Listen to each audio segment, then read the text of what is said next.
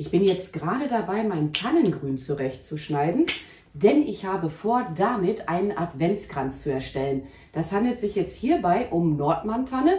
Ihr könnt dafür aber auch die Nobilis-Tanne verwenden. Ja, und ich habe jetzt damit begonnen, diese ganzen seitlichen Zweige hier von diesem Haupttrieb abzuschneiden. Diesen Haupttrieb, den kann ich jetzt nachher nicht mehr gebrauchen, von daher wird er in meinem Fall entsorgt werden.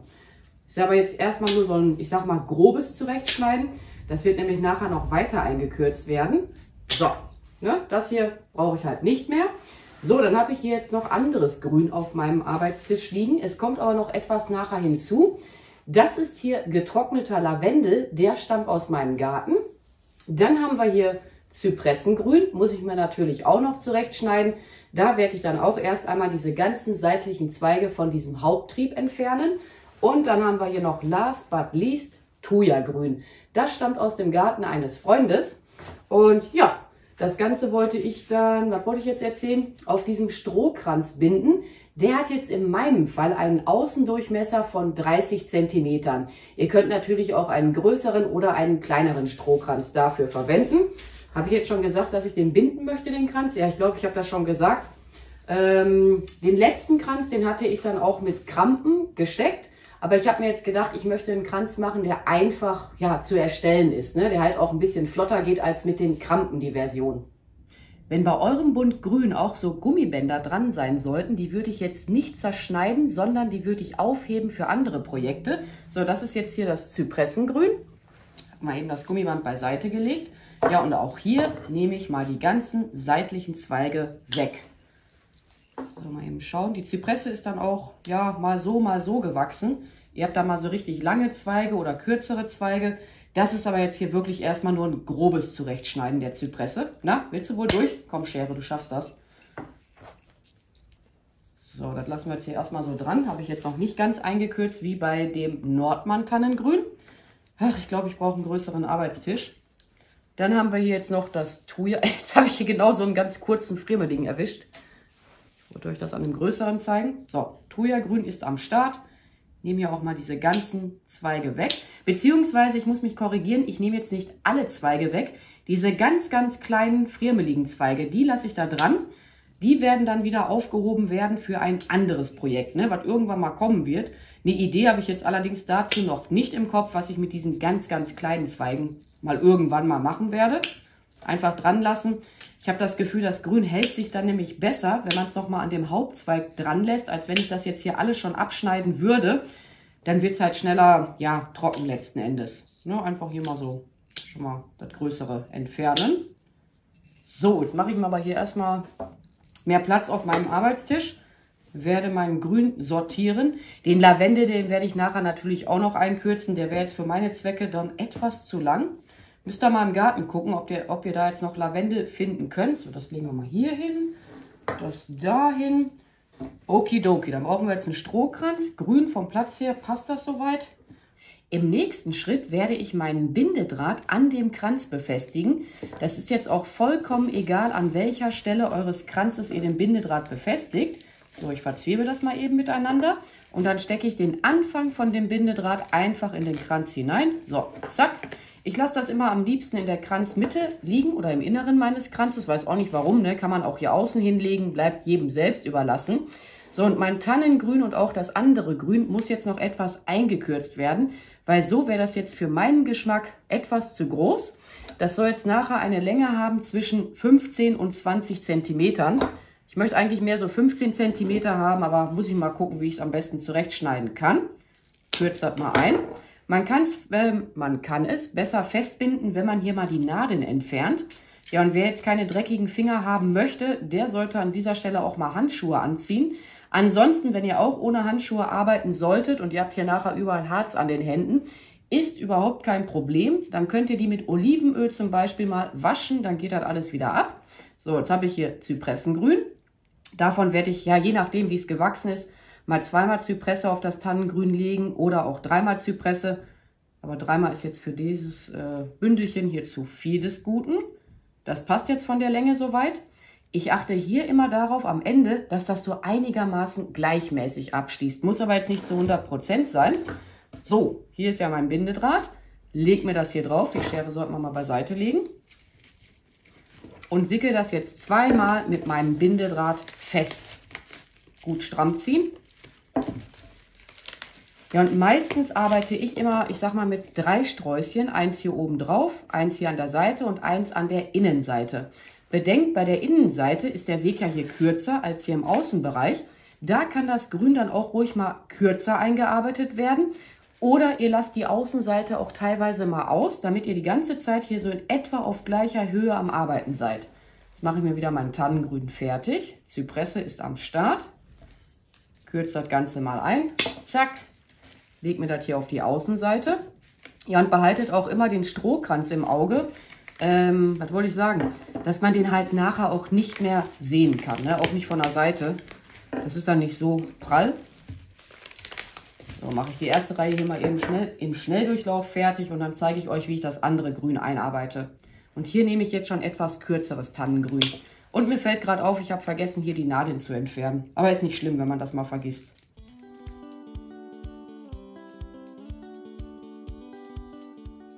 Meinen Lavendel muss ich jetzt natürlich auch noch zurechtschneiden. Und auch hier diese seitlichen Blüten schneide ich auch mal ab. Die werden natürlich dann mit eingearbeitet werden. Das wäre viel zu schade, die einfach zu entsorgen. Hier habe ich aber gerade ein komisches Ende mit da drin. Zack, weg. Ja, dass ich dann so viel Lavendel da immer habe. Oder ein bisschen mehr. Ja, das kann ich aber auch noch ein bisschen hübscher. Zack. Und dann kommt die Thuja hinzu. Mal eben schauen von der Länge her. Nehmen wir mal so 2 Thuja. Kürze das jetzt auch wieder dementsprechend ein. Lege das jetzt hier wieder auf meinen Bindedraht, aber etwas versetzt nach unten hinweg. Ich will ja hier auch mal komplett drumherum kommen. Ja, und ich fange halt immer hier am oberen Bereich an. Ich weiß auch nicht warum. Das bleibt jetzt jedem selbst überlassen, ob er erst hier anfängt, dann hier und dann da. Ne? Aber ich persönlich mache immer am liebsten erst ja, den oberen Bereich. Und da werden jetzt auch wieder 1, 2, 3 Sträußchen eingearbeitet werden. Aber wie gesagt, einfach mal im Garten gucken, ob ihr da vielleicht noch Lavendel habt. Man kann den allerdings auch schon getrocknet kaufen. Habe ich jetzt aber nicht gemacht, der stammt jetzt hier wirklich aus meinem Garten. Den hatte ich, glaube ich weiß es schon gar nicht mehr, im Juli geschnitten. Ich glaube, das war der Juli. Weil ich mir damals schon Gedanken zu Weihnachtsdeko gemacht hatte. Was auch cool aussehen würde, man sprüht den Lavendel mal silber an. Das sähe auch richtig nice aus. Aber ich werde ihn jetzt so natürlich lassen. Ich weiß auch nicht, ob das jetzt im Video so gut rüberkommt, wie lila stichig der jetzt letzten Endes noch ist. Und dann werde ich das Ganze jetzt hier erstmal beschleunigen. Wenn es was zu erzählen gibt, dann melde ich mich natürlich wieder.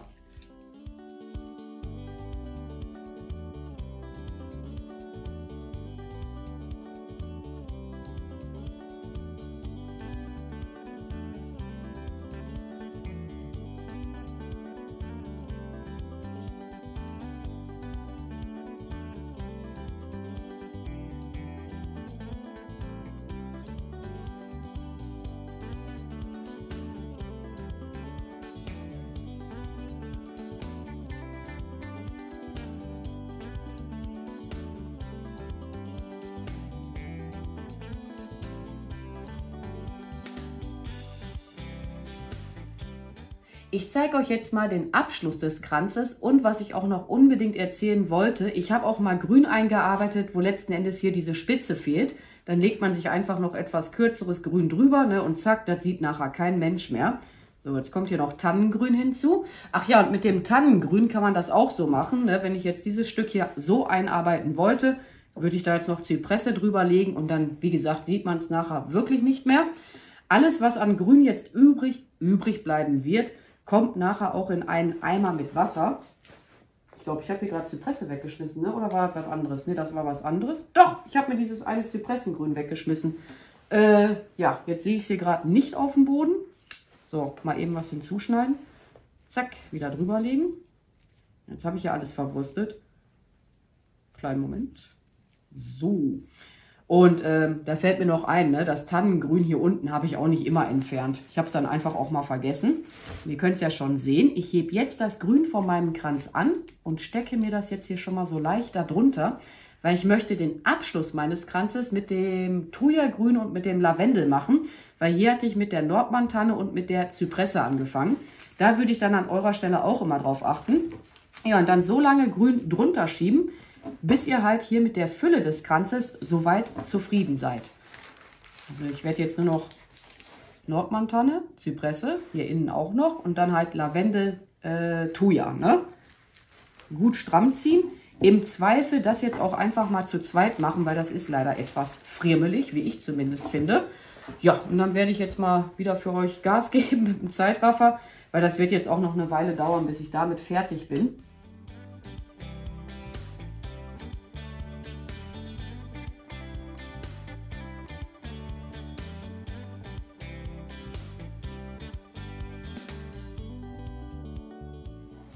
Ich habe da jetzt auch nur noch das Grün einmal festgebunden, ne? Das wäre sonst ja nicht mehr so einfach gewesen. Jetzt kann man hier an den Stellen, wo man noch denkt, da könnte was hin, das Grün einfach nur noch so hinunterstecken. So, da konnte nämlich jetzt noch ein bisschen Tanne hin. Ich gehe aber jetzt noch mal ein letztes Mal hier mit dem Bindedraht drumherum. So, Friemel, Friemel. Drehe meinen Kranz nun um, ziehe ordentlich noch mal stramm. So, alte Drahtschere, wo bist du? Schneid den Draht jetzt ab und verwebt den mit dem bereits dran gewickelten Draht. Boah, ich kriege allmählich kalte Finger. Ich musste mir auch mal eine dickere Jacke vorhin mal holen. Ich war so optimistisch heute. Ich hätte nicht gedacht, dass das jetzt so kalt wird. So. Und das Ende auch in den Kranz hineinstecken. Da fällt mir noch eine Sache ein. Hier ist ja jetzt überall Bindedraht. Wenn der Kranz auf einen Holztisch kommen sollte, lieber einen Teller drunter. Oder ich sag mal, wenn ihr den auf einem Material platzieren solltet, was schnell zerkratzen kann, wirklich lieber was drunter. Werde ich auch machen. Ich habe den Teller jetzt noch nicht rausgesucht, ist jetzt auch für mich momentan irrelevant, weil der bleibt jetzt sowieso bis zum ersten Advent hier in meiner eiskalten Werkstatt. Und dann werde ich jetzt mal hier meinen Arbeitstisch etwas aufräumen. Und ja, dann geht es hier noch weiter. Bevor ihr jetzt mit der Dekoration eures Kranzes weitermacht, solltet ihr zunächst eure Kerzenhalter platzieren. Wenn ihr jetzt keine Kerzenhalter haben solltet, dann könnt ihr in die Kerzen auch Draht hineinstecken, den Draht vorher an einem Teelicht erwärmen und dann zack, einfach in die Kerze hineinstecken.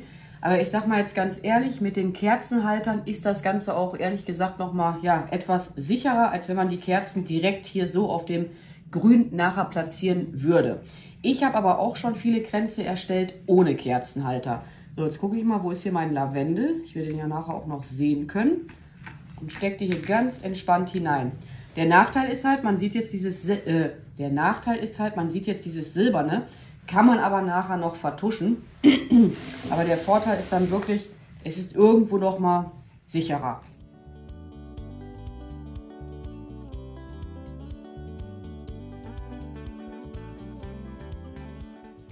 Wenn ihr eure Kerzenhalter jetzt noch etwas mehr vertuschen möchtet, dann hier einfach an den Seiten noch etwas Grün einarbeiten. Das stecke ich aber jetzt wirklich nur noch in den Kranz hinein.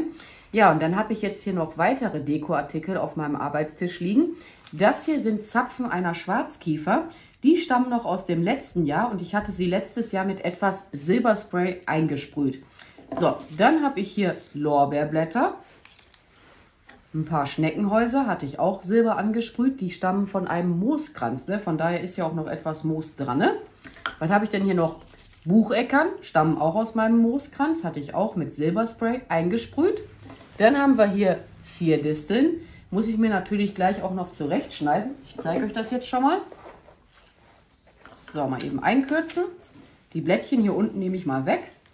Und zack. Einfach auch nur so hineinstecken. Das gleiche gilt auch für die Lorbeerblätter. Die werden nur unter meinen Kranz geschoben werden. Ne? Die werde ich jetzt nicht noch extra befestigen. Allerdings kann es möglich sein, dass ich hier an den Seiten die Lorbeerblätter mit etwas Heißkleber hier befestigen werde. Ne? Muss ich gleich mal selber gucken. Die Schwarzkieferzapfen, die Schneckenhäuser und auch die Bucheckern werden mit der Heißklebepistole eingearbeitet werden bzw. befestigt werden. Und dann habe ich hier noch Kugeln. Bin am Überlegen, ob ich die einarbeiten möchte, aber der Kranz soll auch etwas das Thema Blau aufnehmen. Die werden dann aber wiederum mit den Efeu-Nadeln befestigt werden. So, hier habe ich eine. So sehen die aus. Die sind jetzt deutlich länger als die Krampen, die ich sonst immer verwendet hatte.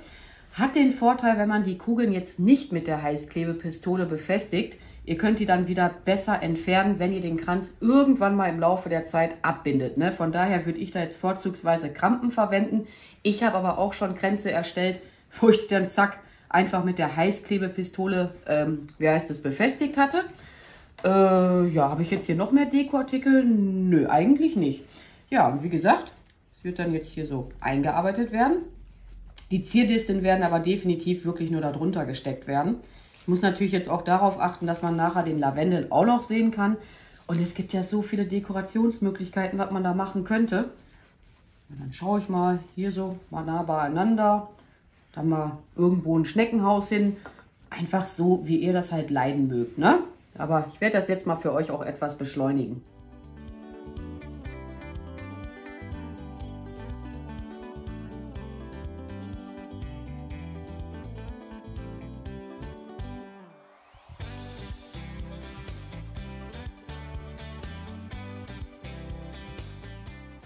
Mit der Dekoration meines Kranzes bin ich jetzt soweit fertig. Ja, fehlen jetzt nur noch meine Kerzen. Und eine Sache habe ich hier noch. An diesem Ast hier, da waren auch noch Zypressen dran. Die werde ich aber jetzt nicht einarbeiten, sondern ich hebe die auf für ein anderes Projekt. Ne? Also die Zypressenzapfen sind jetzt hier nicht mit eingearbeitet worden. Hätte man auch machen können, aber das war jetzt der einzigste Ast, wo halt Zapfen dran waren. Aber ich komme jetzt mal wieder zum Thema Kerzen. Ja, ich habe mich jetzt für diese Farbe entschieden. Das bleibt ja jetzt wirklich auch wieder jedem selbst überlassen, ob er da weiße Kerzen nehmen möchte, graue oder was auch immer man halt ja selber mag. Ich möchte meine Kerzen aber jetzt noch ein wenig aufpeppen. Deshalb auch ein Teller darunter, weil der Lavendel rieselt ein klein wenig. Beziehungsweise nicht der Lavendel selber, hier sind noch die Samen drin. Ja, ich hatte den ja selber getrocknet. Okidoki, Bindedraht habe ich am Start, ist ein ganz feiner. Und den wollte ich jetzt um meine Kerzen drumherum wickeln.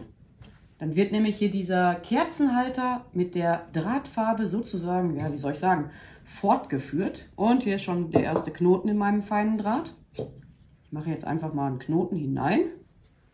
So. Ja, und dann wickelt man mit diesem Draht so lange drumherum, bis man mit dem Ergebnis soweit zufrieden ist. Kann man machen, muss man aber nicht machen. Und ich hatte jetzt hier auch ein gutes Ende von meinem feinen Draht hinausschauen gelassen, damit ich das nachher wieder miteinander verwursteln kann. Ne? Wie gesagt, kann man machen, muss man aber nicht machen.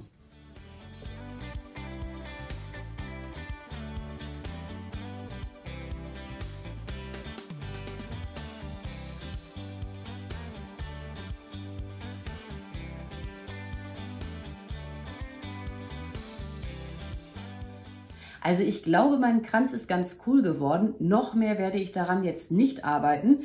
Ja, und ich bin jetzt auch im Nachhinein froh, dass ich auch noch die Blätter vom Küchenlorbeer eingearbeitet habe.